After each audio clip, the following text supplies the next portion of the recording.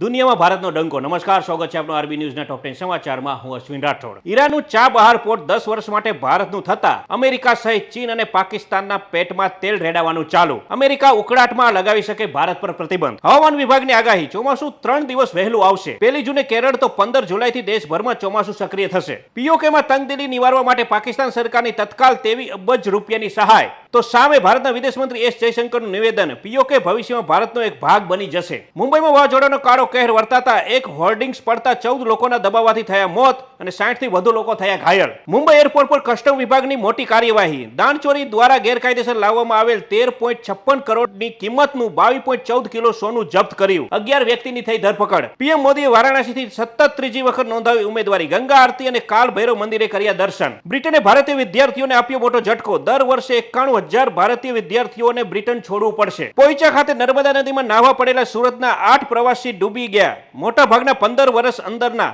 ભાગવત કથા પૂર્ણ કરી નાહવા ગયા હતા. બિહારના પૂર્વ નાયબ મુખ્યમંત્રી સુશીલ કુમાર મોદીનું નિધન. કેન્સર સામે લડી રહ્યા હતા. તો આ હતા આજના ટોપ 10 ન્યૂઝ અને હું હતો આપની સાથે અશ્વિન રાઠોડ. જય હિન્દ, જય ભારત.